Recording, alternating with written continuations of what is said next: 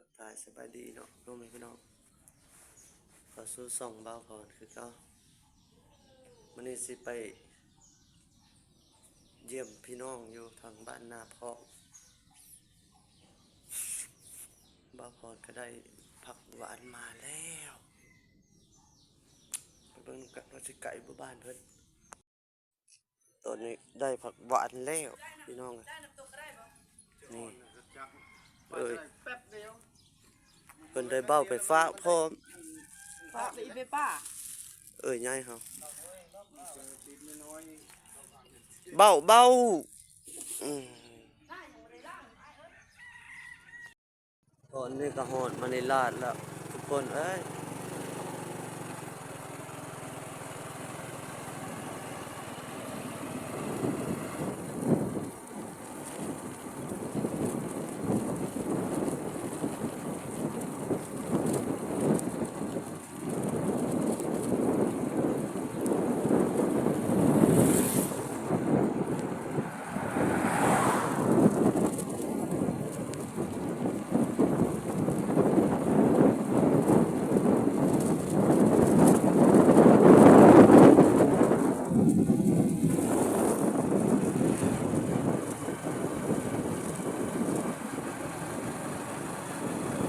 บ้านมาในลา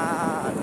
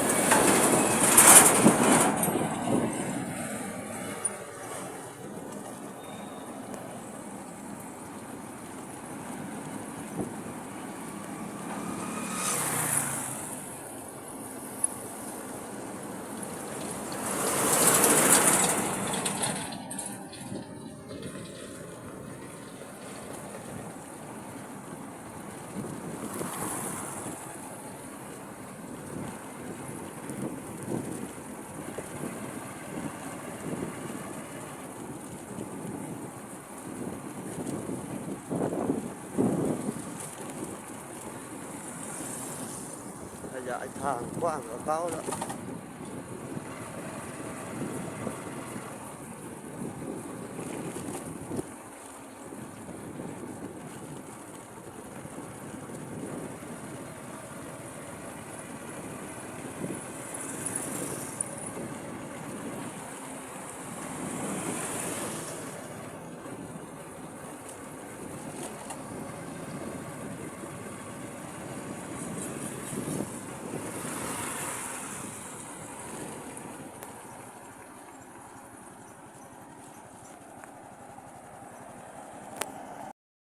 ตอนนี้ก็อยู่ระหว่างโคเซบั้งไฟ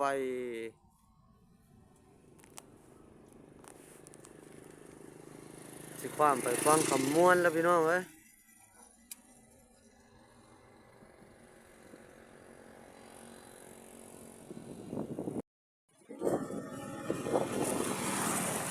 มาฮอดบ้านเราหนองบอนทางแวะบ้านเราหนองบอนพี่น้องเอ้ย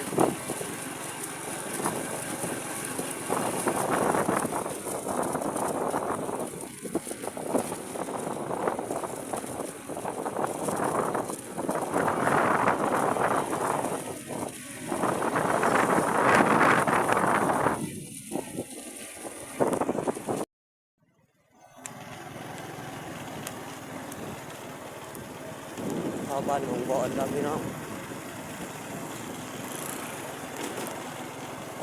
ทางดักสุดๆ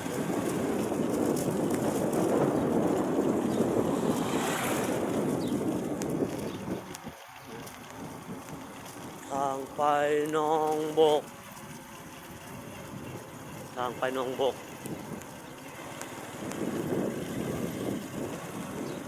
แต่สิไปเส้นนี้หนองบกหนองบก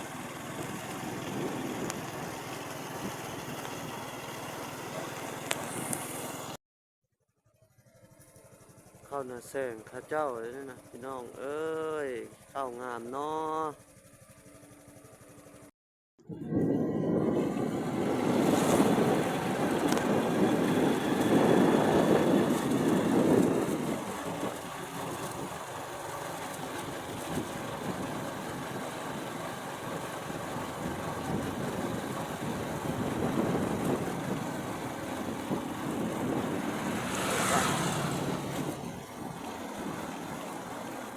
บันด่างท่า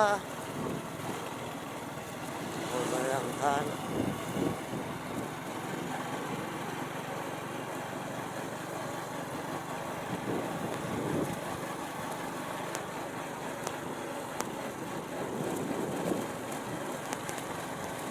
ะสิสูงกว่าหลังคาเหิน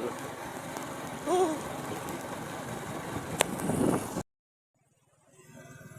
ทุ่งนาแสง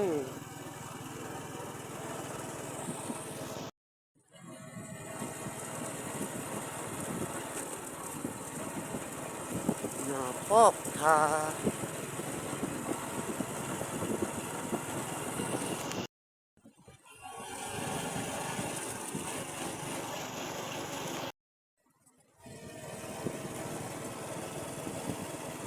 เขียวงามหมดแล้วบ้านท่อก็ได้นาพอกเทิงกำลังเข้านาพอกเทิง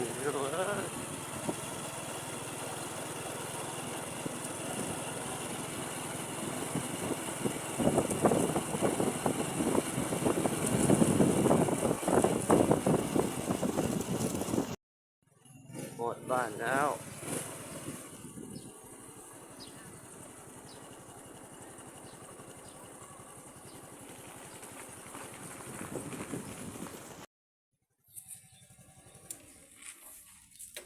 สบายดีเป็นไดจะดีไม่แห้ง แม่ไผ่ แตง โอ้ ไผ่ ย บ้านใหญ่พี่น้องเลยตอนนี้ก็หอดบ้านแล้วตาบ่เห็นหุ้งเพิ่นวะนี่เบ้ตาบ่เห็นหุ้งต้องเอาว่าวไปกิน ว่าว เอ้ยนั่นล่ะเว้าอยู่ยากกินแกงเดา มีแต่ผักหวานกับแบ่งเขาเอ้ยเขาอันนี้นะเออเอาเมื่อทางเฮินเอาแน่ นั่นล่ะมาที่กูพี่ต้องที่แล้วกู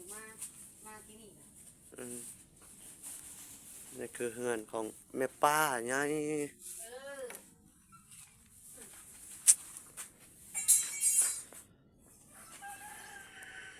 บ้านพ่อพี่น้องเลย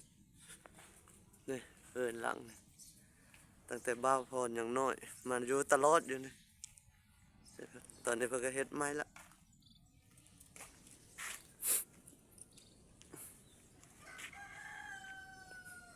บนบ้าวพรเคยมาอยู่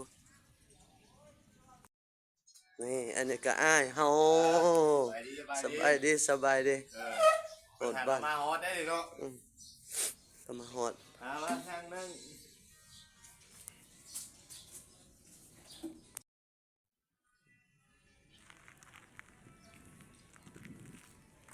บ้านนาพอกพี่น้องเอ้ยบ้านพ่อของเบาพรเอง